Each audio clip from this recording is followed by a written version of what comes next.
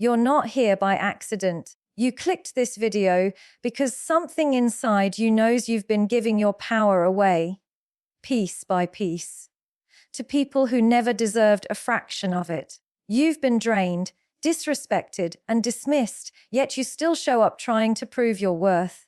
But today, that version of you dies, because what I'm about to say will either set you free or make you furious.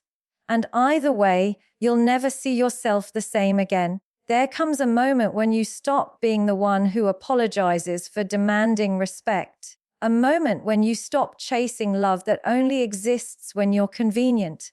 A moment when you realize your silence is not weakness, it's strategy. This is that moment. Because the truth is, people only value what they fear losing. And as long as you keep giving them unlimited access to your time, your body, your peace, they will keep taking because you never taught them how to lose you. But what happens when you stop feeding their ego? When you stop explaining your boundaries? When you stop responding to manipulation with emotion and start responding with absence? That's when the shift happens. That's when everything they built on your insecurity begins to collapse. So don't blink. Don't skip. Because in the next few minutes, you're going to learn exactly how to dismantle the toxic ego that's been controlling your life. Not with anger, but with mastery. Not by fighting harder, but by withdrawing smarter. By the time this video ends, you won't just understand power, you'll embody it. And the people who once drained you, they'll be the ones wondering how you became untouchable. Let me tell you something most people never realize until it's too late. The ego you're trying to fix, explain to, or heal doesn't want healing. It wants fuel. It wants reaction. It wants your attention because that attention is its oxygen. Every time you respond to manipulation, every time you defend yourself against twisted words, every time you chase closure from someone who already knows the damage they've caused, you are not standing up for yourself. You're feeding the ego that feeds on you. The toxic ego doesn't need truth to survive. It needs your energy. It lives for your confusion, your outrage, your heartbreak. It's a parasite that cannot exist without a host. And for too long, you've been that host. You've been the one explaining your worth to someone who already calculated it and used it as leverage. You've been the one hoping that if you're just a little more understanding, a little more patient, they'll see your value. But the ego doesn't see people. It sees supply. It sees reflection. The moment you stop reflecting admiration, it turns cold, distant, even cruel. That's not love. That's control disguised as affection. So, what do you do when you realize you've been feeding a false god made of insecurity? You starve it. You withdraw your attention like oxygen from fire. You stop explaining your side of the story to people committed to misunderstanding you. You stop seeking validation from someone who uses your need for approval as a leash. You walk away quietly, without drama, because nothing confuses a manipulative person more than peace. They expect noise. They expect begging, reaction, and chaos. What they don't expect is indifference. You see, when you withdraw your energy, you don't just take your presence away, you take their power source. The silence that follows will terrify them because it forces them to face what they've been hiding from themselves. Without someone to blame, project on, or manipulate, the ego starts to collapse in on itself. It starts to taste its own emptiness. And that's the moment you take your first breath of real freedom. But here's the truth most people can't accept: walking away doesn't always feel powerful at first. It feels like loss. It feels like grief, because you're detoxing from a psychological addiction, an addiction to fixing someone who never wanted to be fixed, an addiction to being seen by someone who was always blind. That pain you feel isn't weakness, it's withdrawal. And withdrawal is the proof that you're finally starving the ego that's been feeding on your emotional labor. So many people confuse silence with weakness. But silence, when it's intentional, is one of the most powerful weapons you will ever wield. It says, you no longer get access to my energy, its dignity, its maturity, its emotional sovereignty. When you stop reacting, you start observing, and when you start observing, you begin to see just how small the ego truly is when it's no longer being mirrored by your attention. Don't mistake disengagement for indifference to humanity. This isn't about punishing someone, it's about protecting yourself. You're not doing it to hurt them. You're doing it to heal you. You're reclaiming the time you spent explaining yourself to someone who never deserved your transparency. You're reclaiming your peace from conversations that always ended in blame. And most importantly, you're reclaiming your power from the illusion that love means tolerating emotional chaos. Because here's the paradox. When you stop chasing the person who wounded you, you finally begin to attract the peace you were begging them to give you. When you stop feeding the ego, you start feeding your soul. And once your soul gets a taste of calm, it refuses to go back to survival mode. That's when your standards shift. You no longer crave attention, you crave alignment. You no longer fight to be understood, you value being at peace. The toxic ego will try to provoke you again. Don't fall for it. It will test you with silence, bait you with guilt, or play the victim to pull you back into the dance. But remember, your reaction is the rhythm it moves to. Stop moving and the music dies. Every ignored message, every calm response, every boundary you keep, that's another crack in the armor of arrogance. Don't underestimate the quiet power of not engaging. Sometimes, the loudest message you'll ever send is your absence.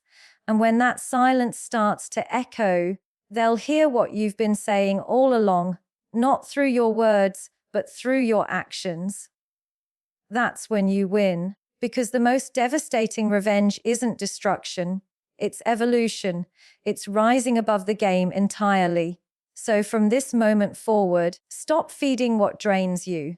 Withdraw your energy, redirect it into yourself, your purpose, your growth, because the one who walks away calm always walks away powerful. Cess. And remember this, when you stop giving your light to those who thrive in your chaos, you stop living in their shadow. Boundaries are not about keeping people out. They're about keeping your peace in. And yet, most people treat boundaries like suggestions instead of laws. They draw them softly, hoping others will respect them out of love, empathy, or maturity. But let me be real with you. People who benefit from your lack of boundaries will never applaud the moment you start building them. They will call you selfish, cold, dramatic, or difficult because your limits expose their entitlement. But that's exactly why you must have them. Boundaries are the architecture of self-respect. Without them, every manipulative person, every emotional opportunist, every ego that thrives on your compliance will walk straight into your soul and rearrange your sense of worth. When you allow repeated disrespect, you're not being kind. You're being complicit in your own exhaustion. You're teaching people that they can violate your peace and still keep access to your energy. And once they learn that lesson, they will never unlearn it. That's why the most dangerous habit you can have is over-explaining your no when you say no, but follow it with a paragraph of justification. You turn your boundary into a debate, and manipulative people love debates because debates give them time to twist logic, to guilt trip you, to make you second guess your reality. But a boundary doesn't need an essay. A boundary is a statement of fact, calm, clear, and final. So how do you set a boundary that actually holds?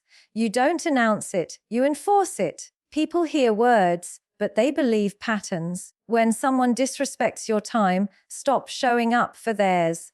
When someone raises their voice, walk out of the room. When someone manipulates you through guilt, respond with silence. Boundaries are behavioral, not verbal. It's not about convincing others. It's about conditioning them through consequence. You don't owe anyone a repeated explanation for what should have been understood the first time. Now, I know some of you feel this tension. You think enforcing boundaries means you'll lose people. And yes, you will. You'll lose the ones who were never there for you unless you were useful. You'll lose the ones who loved you for your compliance, not your truth. But you'll also gain something priceless: self-respect. And self-respect doesn't come from being loved by everyone. It comes from loving yourself enough to stop begging people to treat you well. The moment you realize that peace costs people, you start making peace with loss. People will test your boundaries not because they misunderstand them, but because they want to see if you'll betray yourself to keep them comfortable. That's why the first time you enforce a boundary will feel brutal. You'll feel guilty, you'll overthink, you'll replay the moment in your head, but that discomfort is not a sign you did something wrong. It's a sign you're unlearning a lifetime of people-pleasing. You've been programmed to believe that love means self-sacrifice, but love without boundaries is just slow self-abandonment. You must reach a point where you stop explaining your worth to those committed to misunderstanding it. You must stop trying to educate people who already benefit from your confusion. It's not your job to teach decency to adults who know what they're doing. Sometimes, silence is the only language that registers. When people see that your boundary is consistent, not conditional, they'll adjust or they'll leave. Either outcome is peace. There's a psychological truth here that most never understand. The human brain only changes through consequence. Not lectures, not threats, consequences. The reason toxic people never change is because the environment keeps rewarding their behavior. They apologize, cry, promise, and you forgive without requiring change. That's not compassion, that's reinforcement. You're telling them, you can hurt me, and I'll still choose you. But when you finally enforce consequence, when you walk away, when you end the call, when you stop responding, the ego panics. It realizes the game has rules now, and for the first time, it's losing control. You see, boundaries are not punishment. They're protection. They protect your energy, your time, your focus. They remind you that your emotional labor is sacred, not disposable. They transform chaos into clarity because you stop negotiating your peace. The people who truly love you won't fear your boundaries. They'll respect them. They'll understand that your no isn't rejection, it's self-preservation. And those who leave because of it were only ever attached to your compliance, not your character. And I'll say this as directly as I can. The day you stop apologizing for protecting your peace, your life will start to transform. Because boundaries are not walls, they are filters. They don't block love. They filter out the noise that pretends to be love. They don't make you distant. They make you discerning. They don't make you heartless. They make your heart finally safe. So the next time you feel guilty for standing up for yourself, remember this: every no you say to someone else is a louder yes to yourself. That's not selfishness. That's evolution. That's growth. That's power. And if they call you cold for protecting your peace, let them. Because warmth without boundaries only burns you. There comes a point where you stop trying to control people and you start mastering yourself. That's the turning point. The moment when you realize that strength isn't about how loud you can shout back, how fast you can walk away, or how cold you can become. True power is quiet. It's internal. It's the kind of energy that doesn't react. It observes, it understands, it adjusts. And once you reach that level of awareness, manipulation loses its grip on you. Because the truth is, no one can play mind games with a person who no longer seeks validation from anyone outside themselves. When you build inner strength, you become immune to the chaos around you. You stop taking every insult personally. You stop explaining yourself to those who are only listening to argue. You stop begging for clarity from people who intentionally create confusion. Inner strength is not about becoming heartless. It's about becoming heart-led, but logic-protected. It means your empathy has boundaries. You can still feel deeply, but you choose wisely who deserves access to that depth. You don't let anyone drain the energy you spent years building just because they're threatened by your peace. There's a reason toxic people hate seeing you calm. They rely on your reaction to prove their importance. The more you explode, the more they feel relevant. But the moment you stop reacting, the illusion collapses. Silence becomes louder than any argument. When you choose not to participate in their emotional circus, you reveal the truth that their power was never real, it was borrowed. Borrowed from your triggers, your compassion, your willingness to overgive. Once you stop lending them your emotional energy, the entire structure of control falls apart. Building inner strength doesn't happen overnight. It's not a motivational moment. It's a daily discipline.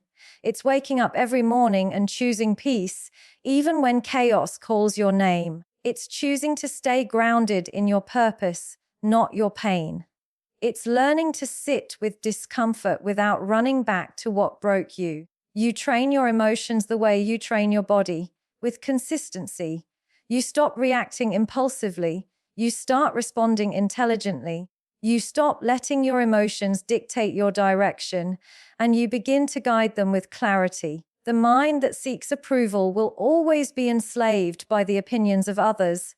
That's why people stay stuck in cycles of toxic love, draining friendships, and unfulfilling lives, because they keep outsourcing their self-worth. They think if they just prove their value, someone will finally see it. But listen carefully. When you need to prove your worth, you've already forgotten it. Inner strength comes from knowing your value, not convincing others of it. When you're anchored in that truth, rejection doesn't destabilize you, it refines you. You begin to see rejection as redirection, betrayal as revelation, and silence as space for self-rebuilding. There's deep psychology behind this. The human brain naturally craves familiarity. That's why people return to pain that feels comfortable. They confuse familiarity with safety. Building inner strength means breaking that pattern. It means choosing growth over comfort, even when growth feels lonely. Because comfort is often the cage that keeps you small. And let's be honest, growth doesn't feel good. It's messy. It's isolating. It forces you to confront parts of yourself that you've buried under people, pleasing, under denial, under avoidance. But when you face those shadows, you stop running from yourself. You become whole again. And wholeness is power. When you start building that kind of strength, you'll notice something: the noise of the world gets quieter. Drama no longer excites you. Validation no longer tempts you. You start caring more about alignment than attention. You start choosing your peace, even when it costs connection. That's not indifference. That's intelligence. It's realizing that not every argument needs your truth. Not every invitation deserves your presence, and not every wound needs your hand to heal it. You see, the people who seem the most powerful on the outside are often the most chaotic within. But the people who appear calm, grounded, and composed, they've fought wars in silence. They've learned how to sit with pain without letting it define them. That's the kind of strength no one can fake, because it's not performance, it's practice. It's not arrogance, it's awareness. It's not about controlling others. It's about mastering your own emotions so deeply that nothing outside of you has the power to shake you anymore. And when you reach that level, you no longer chase love, you attract peace. You no longer fight for validation, you radiate confidence. You no longer seek revenge, you embody evolution. You become the kind of person who doesn't need to prove power, because power becomes your default state. Remember this: when you master yourself, no one else can master you. When you understand your triggers, no one can weaponize them against you. And when you learn to find calm in your own company, the world can no longer use loneliness as leverage. So build yourself, build your discipline, build your peace. Because the moment you become emotionally self-sufficient, you become untouchable. And never forget, the strongest person in the room isn't the loudest. It's the one who can stay calm while everyone else is losing control. See.